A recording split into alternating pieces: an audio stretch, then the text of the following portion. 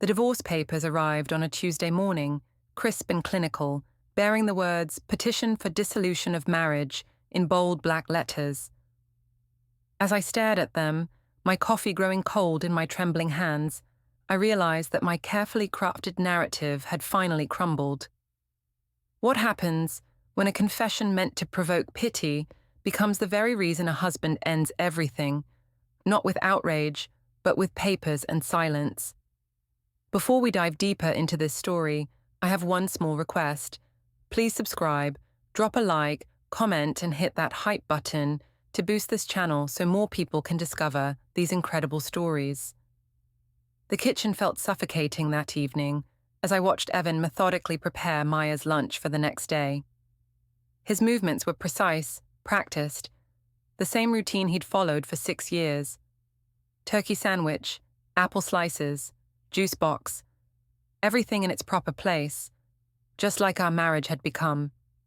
"Honey," I said, forcing sweetness into my voice, "we're completely out of milk, and I just remembered Maya needs those special crackers for her school project tomorrow." Evan glanced up from the sandwich assembly line, his brown eyes tired behind wire-rimmed glasses. At 35, he still looked like the earnest engineering student I'd married, though new lines had appeared around his eyes lately. "Can't it wait until tomorrow morning?" he asked, checking his watch. "It's already 8:30. I felt that familiar flutter of anticipation mixed with guilt. Connor had texted 20 minutes ago. "Coast clear. Wife's at book club until 10. "Maya specifically asked for those crackers," I pressed, moving closer to Evan. "You know how she gets when she's disappointed, and we really do need milk for breakfast." Evan sighed, the sound heavy with resignation. "Damaris, I've been working since 6 this morning. Can't you go?" "I've got that presentation to finish for tomorrow," I lied smoothly. "Please? You're so much better at picking the right brands anyway." It was a calculated compliment. Evan took pride in being thorough, in getting things exactly right. I watched his resolve weaken. "Daddy, are you leaving again?" Maya's voice drifted from the living room, where she was supposed to be watching her educational programs.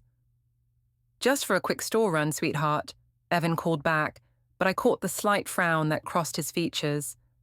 As Evan gathered his keys and wallet, my phone buzzed.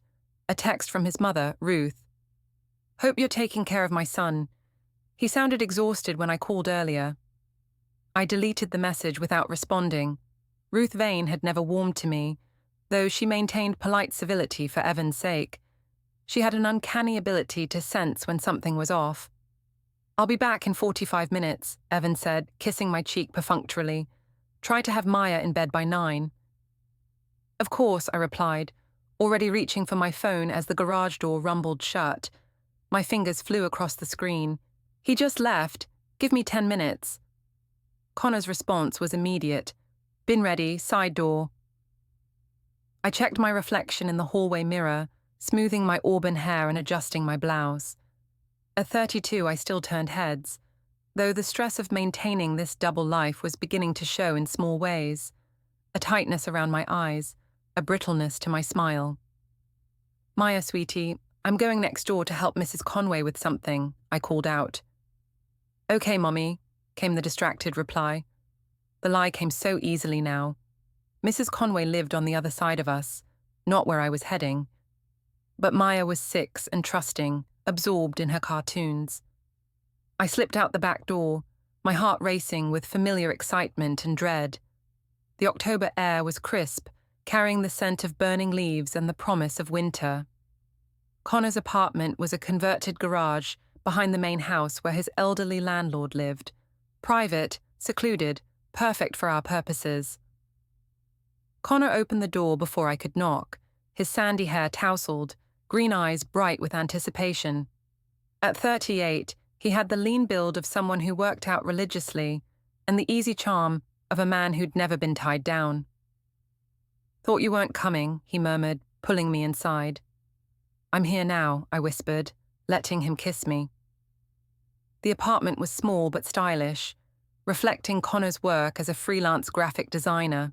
Clean lines, expensive electronics, no family photos, or sentimental clutter. Everything about Connor's life was temporary, unencumbered, the opposite of mine. We settled onto his leather couch with glasses of wine, and for a moment, I could pretend this was my real life. That I was the kind of woman who deserved attention, passion, excitement. Not the suburban wife who packed lunches and attended PTA meetings. "How long do we have?" Connor asked, his hand tracing patterns on my arm. "At least 30 minutes, I said, checking my phone. He's thorough when he shops. But even as I said it, a nagging worry crept in. Evan had seemed particularly tired lately, more distant. Sometimes I caught him watching me, with an expression I couldn't quite read. "Damaris," Connor said softly, "we need to talk about where this is going." My stomach clenched. This was the conversation I'd been dreading. "What do you mean?" "I mean this sneaking around, these stolen moments. It's getting complicated." "It doesn't have to be complicated," I said quickly. "We're not hurting anyone. Evan doesn't suspect anything." Connor's expression grew serious. "Are you sure about that? The other day when I was getting my mail, he looked at me like, I don't know, like he knew something." "You're being paranoid," I insisted, but doubt crept into my voice. The sound of a car door slamming made us both freeze. "That's not," I started, then heard the unmistakable jingle of Evan's keys.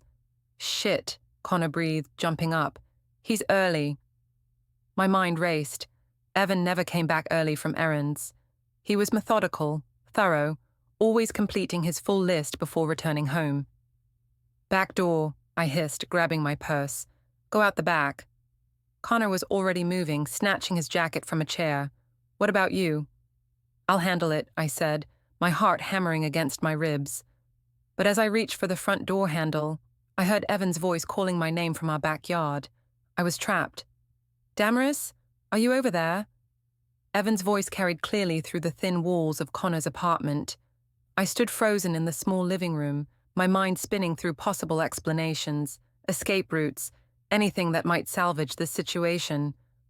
Connor had vanished out the back door like smoke, leaving behind only the faint scent of his cologne and a wine glass with my lipstick on the rim. I quickly grabbed both glasses, dumping them in the sink and running water to wash away the evidence. "Damaris?" Evan's voice was closer now, and I could hear his footsteps on the gravel path that led to Connor's door. Taking a deep breath, I opened the door with what I hoped was a surprised expression. "Evan, what are you doing back so soon?" He stood 3 feet away, car keys still in his hand, his expression unreadable. "I forgot my wallet, realized it when I got to the store." His eyes moved past me, taking in what he could see of Connor's apartment. "What are you doing here?" "Oh, thank goodness you're back," I said, stepping outside and pulling the door closed behind me. Connor had some kind of emergency with his plumbing, water everywhere. I was just helping him move some things so they wouldn't get damaged. The lie flowed smoothly, but I could see Evan processing it, his engineering mind working through the logistics. "Where is he now?" Evan asked. "He went to find the water shutoff valve," I said quickly. "Poor guy was in a complete panic. You know how these old converted garages can be." Evan nodded slowly, but something in his expression remained skeptical. "Why didn't he call a plumber?" "It's after 9 on a Tuesday night," I said, allowing a note of exasperation to creep into my voice. "Do you know what emergency plumbing costs? He's a freelancer, Evan. He doesn't have money to throw around like we do." It was a calculated jab. Evan was sensitive about money, about being seen as privileged or out of touch. His parents had struggled when he was young, and he'd worked his way through college. "Right," he said quietly. "Well, let's get back to the house. I still need to get those groceries." As we walked back across our yard, I fought to keep my expression neutral. But inside, my mind was racing. Had he seen Connor leaving? Had he noticed anything suspicious? "Mummy," Maya called from the back door. "Mrs. Conway called. She said to tell you she's fine and doesn't need any help." The blood drained from my face. Mrs. Conway lived on the other side of our house. If she was calling to say she didn't need help, it meant she'd heard I was supposedly helping her. Evan stopped walking. I thought you said you were helping Connor with his plumbing. I was, I said quickly. But earlier, Mrs. Conway had asked me to check on her cat while she was out. I think there was some confusion. The lies were piling up now, each one requiring another to support it. Evan's expression grew more puzzled by the minute. Maya, he said gently, what exactly did Mrs. Conway say? She said she got home and saw a note on her door that Mommy was helping her, but she didn't know why because she was fine, Maya recited with the precision of a 6-year-old. I felt the walls closing in. You know what? I think I may have left a note on the wrong door earlier. I was distracted, thinking about work. Evan stared at me for a long moment. Damaris, what's really going on? Nothing's going on, I snapped, letting frustration mask my panic.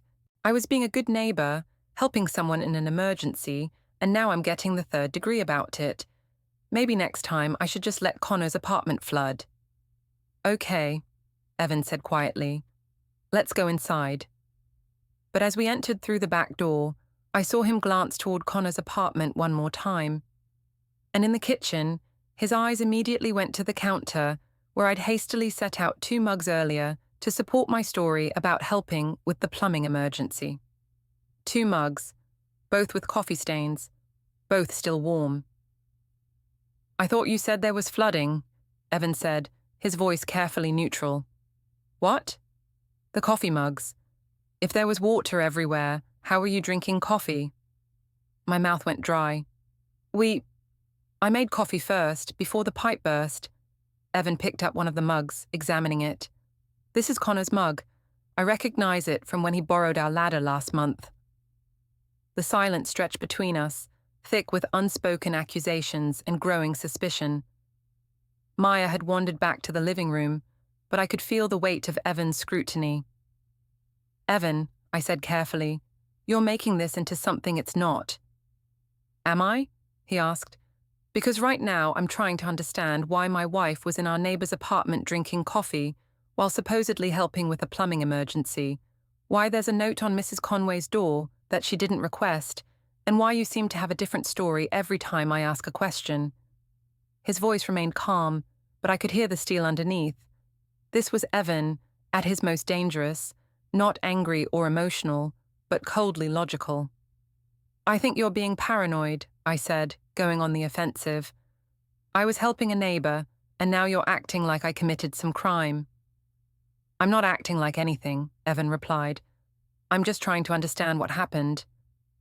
He moved toward the hallway and I followed, my heart sinking as I saw what had caught his attention. Connor's jacket hung on the coat hook by the front door, a brown leather jacket that definitely didn't belong to either of us. Whose jacket is this? Evan asked. Connor must have left it when he came over to ask for help. When was that? Right after you left? Evan examined the jacket, checking the pockets. It's still warm, he said quietly. The observation hung in the air between us like an accusation. A jacket didn't stay warm for 45 minutes unless someone had been wearing it recently. Evan, you're scaring me, I said, trying a different approach. Why are you acting like this? Don't you trust me? He looked at me then, really looked at me, and I saw something in his eyes that made my stomach clench. Not anger, not hurt, but something worse. Disappointment mixed with resignation.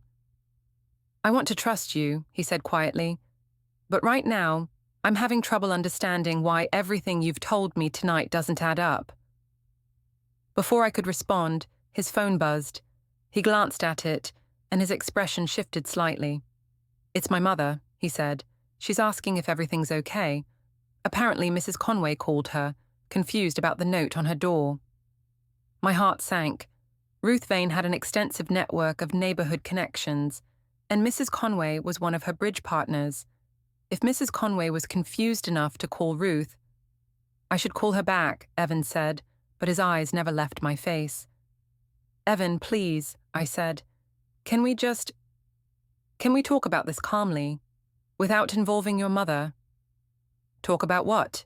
He asked. You keep saying there's nothing to talk about. The trap of my own lies was closing around me. Every explanation I'd given had been contradicted by evidence or circumstances. And now, Evan was looking at me with the same analytical approach he brought to engineering problems, methodically identifying inconsistencies and working toward a logical conclusion. "I think," he said slowly, "I'm going to skip the grocery run tonight. We need to have a conversation." As he hung Connor's jacket back on the hook, I noticed him take a photo of it with his phone. The gesture was subtle, almost absent-minded, but it sent a chill through me. Evan was documenting things. 3 days passed in tense silence. Evan went through the motions of normal life, work, dinner, helping Maya with homework, but I could feel him watching, evaluating, drawing conclusions I wasn't privy to. He'd stopped asking questions about Tuesday night, which somehow made me more nervous than if he'd confronted me directly. Friday evening, we had dinner plans with his family and our close friends, a monthly tradition at Romano's, a family restaurant downtown. I'd been dreading it all week, knowing Ruth would be there with her sharp eyes and sharper instincts. "Are you sure you want to go tonight?" I asked Evan as he knotted his tie. "You seem tired." "I'm fine," he replied, not meeting my eyes in the bathroom mirror. "Maya's excited to see her uncle Julian." Julian was Evan's younger brother, a software developer who'd always been friendly toward me, but was fiercely loyal to Evan. The thought of facing both vain men while Ruth watched from across the table made my stomach churn. At the restaurant, our usual group was already assembled. Ruth and her husband Frank, Julian and his girlfriend Sarah, and our friends Mike and Jennifer Chen. They'd reserved the large round table in the back corner, away from the main dining room noise. "There's our girl," Ruth called out as we approached, though her smile seemed strained as she hugged Maya. Her greeting to me was noticeably cooler. "Damaris." "Ruth," I replied, forcing warmth into my voice. "You look lovely." The evening started normally enough. Maya chatted about school, Julian showed off photos from his recent camping trip, and Mike told stories about his latest consulting project. But I could feel undercurrents of tension, particularly from Ruth, who kept glancing between Evan and me with a concerned expression. Halfway through dinner, as the conversation lulled, I made a decision that would prove to be catastrophic. The weight of the past few days, the constant vigilance, the growing distance between Evan and me, it all came to a head in a moment of desperate calculation. "Actually," I said, setting down my wine glass with slightly more force than necessary, "there's something I need to share with all of you." The table fell silent. Evan's fork paused halfway to his mouth. "Damaris," he said quietly, "what are you doing?" "I'm being honest," I replied, looking around the table at the expectant faces. "Because honesty is important in a marriage, isn't it?" Ruth's eyes narrowed. "What's this about, dear?" I took a deep breath, committing to the course I'd chosen. In my mind, this would be my salvation, a public confession that would paint me as the remorseful wife seeking forgiveness, while putting pressure on Evan to respond with grace and understanding in front of his family. "I've been struggling lately," I began, allowing my voice to tremble slightly, "with feelings of loneliness, of being taken for granted, and I made a mistake." "Damaris, stop." Evan's voice was low, urgent, but I was committed now. "Our neighbor Connor and we developed feelings for each other. Nothing physical happened," I lied smoothly, "but there was an emotional connection, and Tuesday night, Evan caught me at Connor's apartment." The silence that followed was deafening. Maya looked confused, while the adults stared at me with varying degrees of shock and discomfort. "I'm telling you all this," I continued, "because I want to be transparent about my mistakes. I want to work on our marriage. But I need Evan to understand that I've been feeling neglected, unappreciated." "Stop." Ruth's voice cut through my speech like a blade. "Just stop talking." She was staring at me with an expression of pure disgust. "You're sitting here, at a family dinner, with your daughter present, airing your dirty laundry, and trying to justify cheating on my son." "I wasn't justifying." "That's exactly what you were doing," Julian interjected. his usual easygoing demeanor replaced by cold anger. "You are making excuses." Mike and Jennifer exchanged uncomfortable glances. "Maybe we should go," Jennifer murmured. "No," Evan said quietly. "Stay." He looked at me with an expression I'd never seen before, not anger, but something deeper and more final. "Since Damaris wants to be honest, let's be completely honest." My stomach dropped. This wasn't going according to plan. "Tuesday night wasn't the first time," Evan continued, his voice steady and calm. "It's been going on for months, and it wasn't just emotional." "Evan, please." "Mrs. Conway has a security camera," he said, still in that terrifyingly calm voice. "It faces her driveway, but it also captures part of Connor's entrance. She showed me the footage yesterday." The blood drained from my face. "What footage?" "Footage of you going into Connor's apartment, multiple times, for hours at a time, while I was at work, while I was taking Maya to activities, while I was grocery shopping, because you sent me out for things we didn't actually need." Ruth's hand flew to her mouth. "Oh, Evan." "The grocery runs," he continued. "I started keeping track after Tuesday. 14 times in the past 2 months you've sent me out for last-minute items. 14 times that correspond exactly with Connor's work schedule." I felt the walls closing in, but I had to try to salvage something. It didn't mean anything, it was just... "Don't." Julian's voice was sharp. "Don't make it worse by lying more." "You humiliated him," Ruth said, her voice shaking with anger. "In our neighborhood, with the neighbors watching, and now here, in front of his family and friends. What kind of person does that?" Maya tugged on Evan's sleeve. "Daddy, what's happening? Why is everyone upset?" The sight of our daughter's confused, frightened face seemed to break something in Evan. He stood up, pulling out his wallet. "I'm taking Maya home," he said, placing enough cash on the table to cover our entire party's bill. "Damaris, you can find your own way back." "Evan, wait." But he was already helping Maya with her jacket, his movements gentle with her, completely ignoring me. "Daddy?" Maya asked as he lifted her up. "We're going home, sweetheart," he said softly. "Everything's going to be okay." As they walked away, I found myself alone at the table with 5 people staring at me, with expressions ranging from disgust to pity. "Well," Ruth said finally, "I hope it was worth it." "You don't understand," I started, but Julian cut me off. "We understand perfectly," he said. "You cheated on our brother, lied about it, manipulated him, and then tried to make it his fault, in front of his 6-year-old daughter." Mike and Jennifer were gathering their things. "We should go," Mike said awkwardly. "Yeah," Jennifer agreed, not meeting my eyes. This is really between family." As our friends left, I realized I'd lost more than just Evan's trust that night. I'd lost our social circle, our family connections, and any hope of controlling the narrative. "Damaris," Ruth said, leaning forward, "let me make something very clear. Evan is my son. Maya is my granddaughter. You've hurt both of them in ways that may never heal.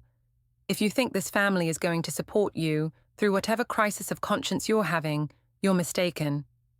"I made a mistake," I said weakly. "You made a choice," Frank spoke up for the first time. "Multiple choices, for months." I sat there as the rest of the family gathered their things and left, one by one, until I was alone at the table with the remnants of our dinner and the wreckage of my marriage. The waiter approached hesitantly. "Ma'am, is everything okay?" I looked up at him, this young man who'd witnessed the complete destruction of my life, and realized I had no answer for that question. No, everything was not okay, and for the first time, I began to understand that it might never be okay again. The house felt like a tomb when I finally made it home that night. I'd sat in the restaurant parking lot for an hour, trying to figure out how to salvage the situation, before accepting that I had to face whatever waited for me. Evan's car was in the garage, but the house was dark except for the porch light. I found him in his study, door closed, the soft glow of his computer screen visible under the gap. When I knocked, he didn't respond. "Evan?" I called softly. Can we talk? Maya's asleep, came his voice through the door.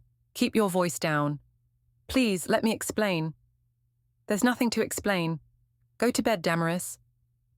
I tried the handle, but the door was locked. Evan had never locked his study door before, not in 7 years of marriage. The next morning, I woke to find his side of the bed unslept in. Coffee was made, Maya's lunch was packed, and a note on the kitchen counter informed me that he'd taken her to school and would be working late. This became our new routine. Evan spoke to me only when necessary, usually about Maya's schedule or household logistics. He was unfailingly polite, which somehow made it worse than if he'd yelled or accused. At least anger would have shown he still cared enough to fight. Instead, he treated me like a roommate he barely tolerated. A week after the restaurant disaster, Ruth called. I'm coming over to get some things, she announced without preamble. What things? Family heirlooms, pictures, things that belong to the Vane family. When she arrived an hour later, she wasn't alone. Julian was with her, carrying empty boxes. This is my house too, I protested as they began removing photos from the mantel.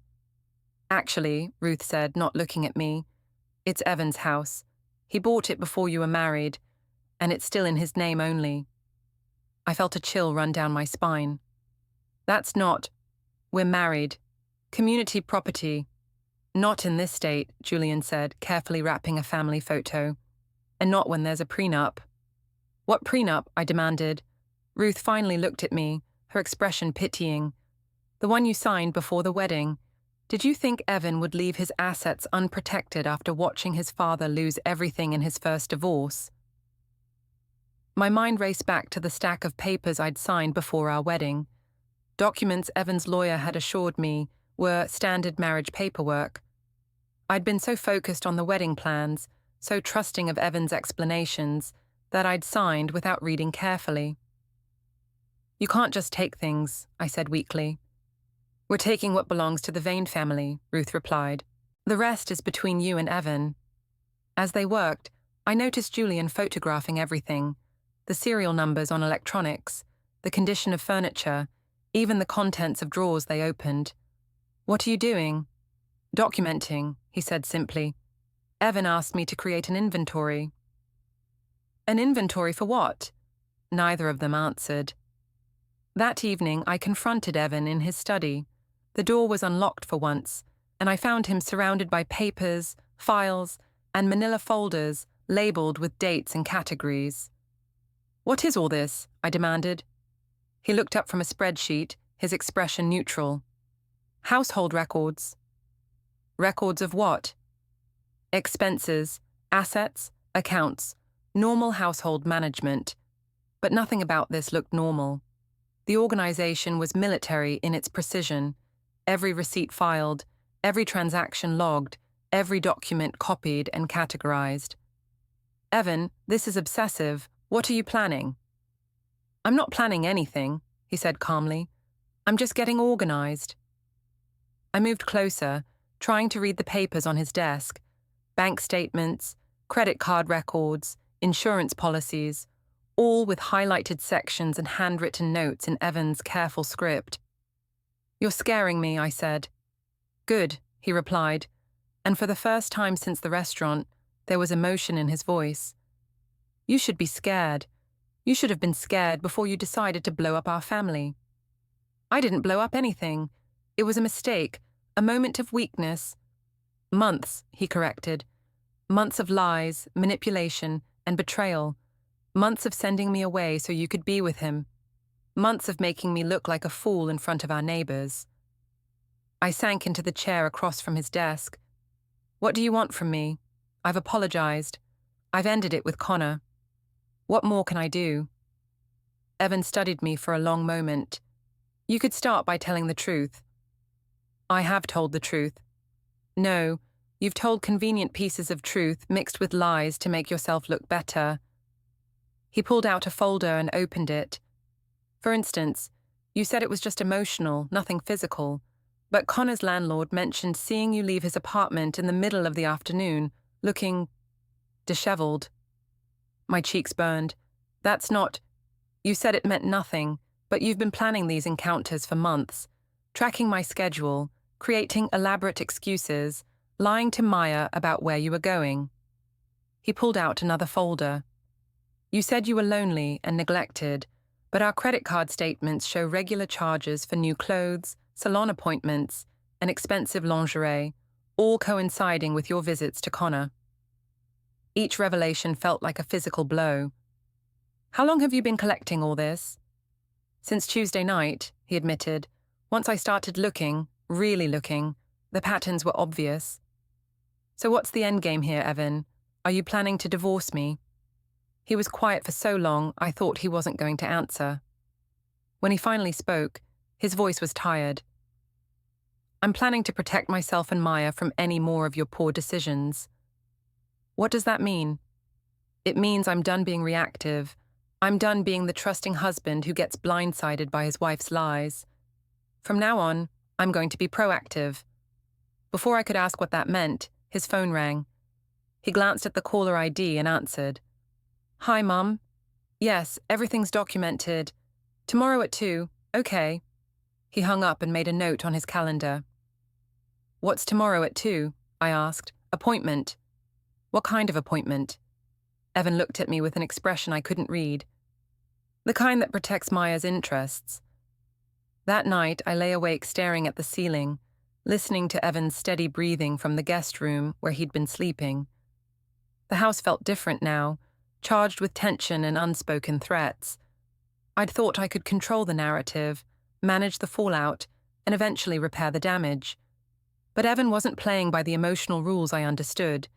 He wasn't fighting or pleading or demanding explanations.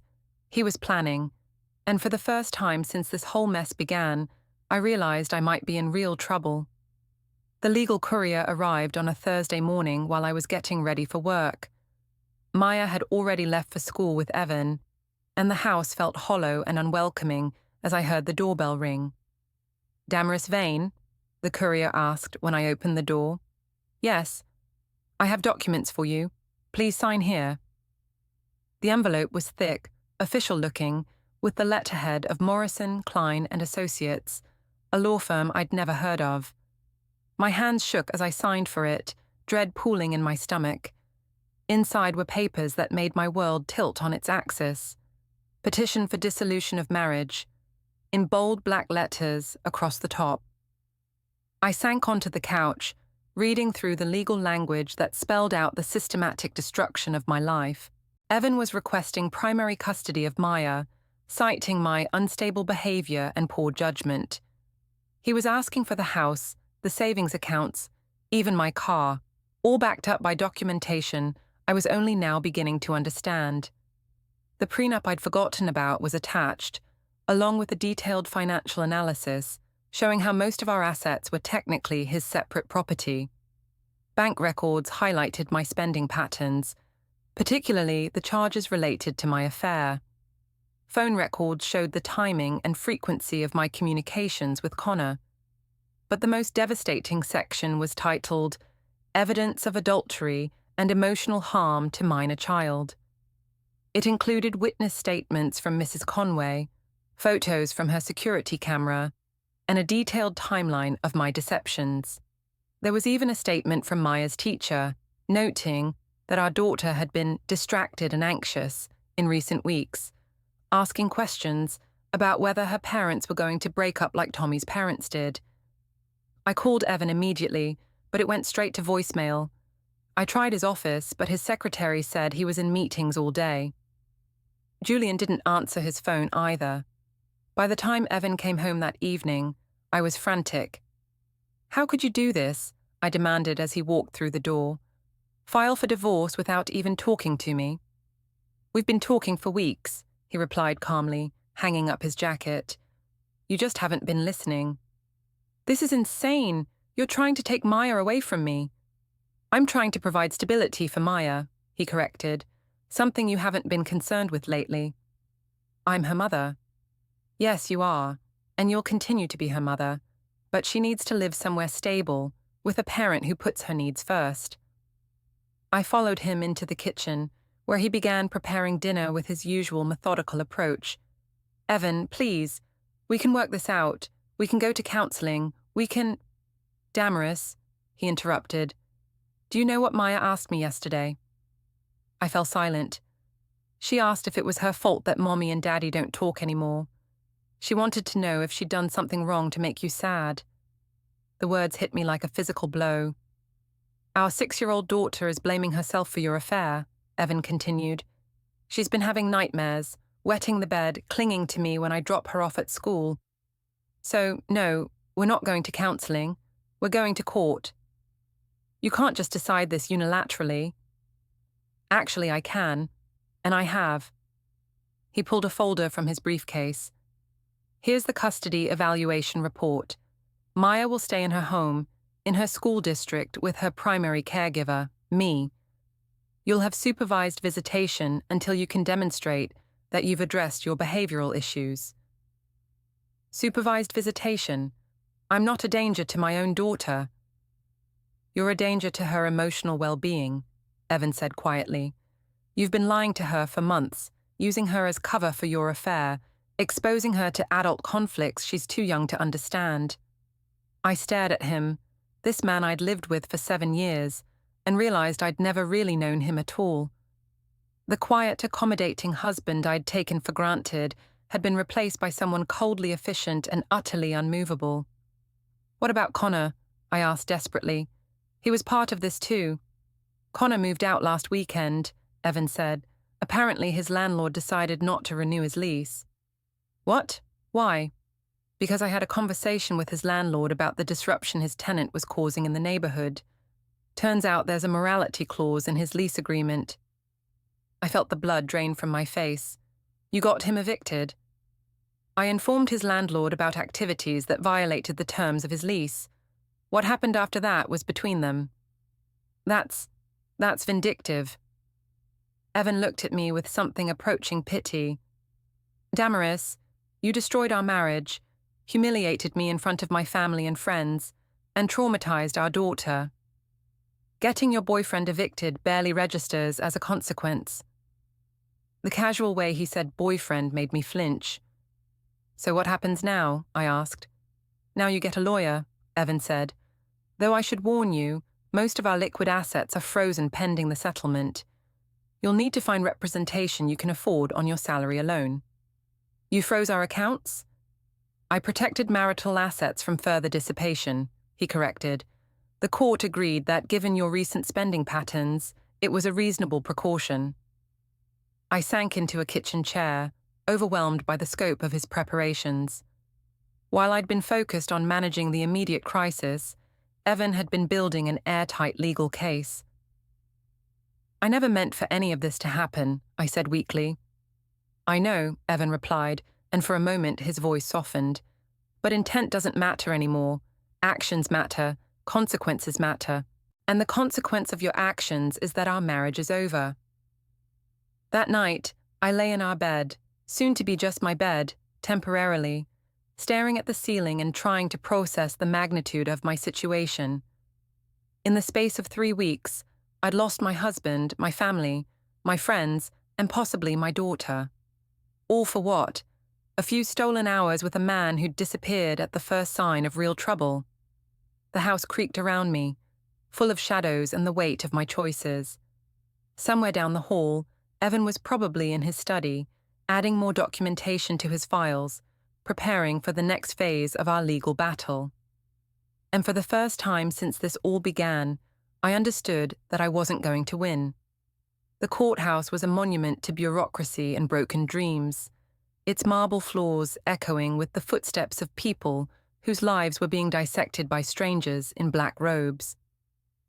As I sat in the hallway outside Family Court Division 3, waiting for my case to be called, I tried to summon some version of the confident woman I'd been just 3 months ago. That woman felt like a stranger now. My lawyer, a harried public defender named Patricia Mills, whom I'd found through legal aid, sat beside me reviewing files. She'd been blunt about our chances from the beginning. "Your husband has built an exceptional case," she'd told me during our first meeting. "Documentation, witnesses, financial records, evidence of deception spanning months. Frankly, I'm not sure what we're fighting for here. I'm fighting for my daughter, I'd replied. Then you should have thought about that before you had an affair, she'd said with the brutal honesty of someone who'd seen too many cases like mine. Now, as we waited to go before Judge Harrison, I watched Evan sitting across the hallway with his attorney, a sharp-dressed woman named Rebecca Morrison from the firm whose letterhead had delivered my divorce papers. They spoke in low, confident tones, occasionally referencing documents from an impressively thick file. Evan looked different, thinner, more serious, but also somehow more substantial. The quiet man I'd taken for granted had been replaced by someone who commanded respect. Vane versus Vane, the bailiff called. Court is now in session. Judge Harrison was a woman in her 60s, with steel-grey hair and the no-nonsense demeanour of someone who'd heard every excuse and sob story in the book. She reviewed our case file with practiced efficiency. "This is a dissolution of marriage with contested custody," she began. "Mr. Morrison, please present your client's position." Rebecca Morrison stood, her presentation crisp and devastating. She walked the judge through Evan's evidence methodically. The timeline of my deceptions, the financial records showing my affair-related spending, the witness statements from neighbours and family members. "Your Honour, Mr. Vane has been the primary caregiver for the couple's daughter throughout their marriage. He handles school drop-offs and pick-ups, medical appointments, extracurricular activities, and homework supervision. Meanwhile, Mrs. Vane was conducting an extramarital affair that required extensive deception and manipulation of family schedules. She presented photos from Mrs. Conway's security camera, showing me entering and leaving Connor's apartment at various times. Bank statements highlighted charges for new clothes, salon appointments, and hotel rooms, all on days when I'd claimed to be working late or helping friends. The respondent has shown a pattern of prioritizing her personal desires over her family's needs," Morrison continued. "She used her daughter as cover for her deceptions, telling the child she was helping neighbours when she was actually meeting her paramour. She exposed the child to adult conflicts by making her confession at a family dinner, causing ongoing emotional distress. When it was my lawyer's turn, Patricia Mills did her best with an impossible case. Your Honour, Mrs. Vane acknowledges her mistakes and is committed to rebuilding her relationship with her daughter. She's enrolled in counselling and is prepared to do whatever is necessary to demonstrate her fitness as a parent." The judge's questions cut through every excuse I'd been clinging to. Why did you send your husband on 14 errands timed to your neighbour's schedule? Why did you use your 6-year-old daughter as an alibi? Why did you confess your affair at a family dinner in front of your child? I had nothing but pathetic lines like, "I wasn't thinking clearly," and "I made poor choices," and even I could hear how empty they sounded. Then, Maya's therapist calmly described my daughter's nightmares, regressions, and constant fear that our problems were her fault. Evan's mother spoke next, quietly explaining how her son had never missed a school event, while I'd shown a pattern of selfishness that ended with me betraying both husband and child. Nobody raised their voice. They didn't need to. The prenup I'd forgotten about did exactly what it was designed to do: protect Evan from me. My spending on the affair was labelled dissipation of assets, and the judge awarded him the house, the retirement accounts, and primary custody. I got my car, my clothes, 18 months of modest support, and supervised visits every other weekend. When I stood and begged, "She's my daughter, I love her," the judge didn't question that. She just said that love without stability, honesty, and putting your child first isn't enough. Her signature on the custody order felt like a seal on the person I'd become. Outside the courtroom, Evan handed me a manila envelope, keys to a studio apartment, and a note in his careful handwriting. "Maya will always be your daughter, but she deserves better than the mother you've been. I hope someday you can become the mother she needs." 6 months later, I'm in that apartment, reading progress reports from my supervised visits. Maya is sleeping through the night now. She laughs more. She's thriving in the stability Evan rebuilt without me. He's remarried to a woman who volunteers at Maya's school and sends me polite updates. Connor vanished the moment consequences arrived, his grand passion for me dissolving the instant it meant more than sneaking around. The hardest part is admitting Evan was right. I did use our daughter as cover. I did put my desires above my family. I did try to twist the story, so I looked wounded instead of dangerous. But in the end, it wasn't my tearful confession that defined what happened. It was Evan's calm documentation and the quiet machinery of the court. He didn't scream. He didn't throw things. He didn't beg. He chose order over drama, evidence over arguments, consequences over revenge. I told myself I could control the narrative, that if I cried hard enough and explained long enough, people would forget who lit the match. I was wrong.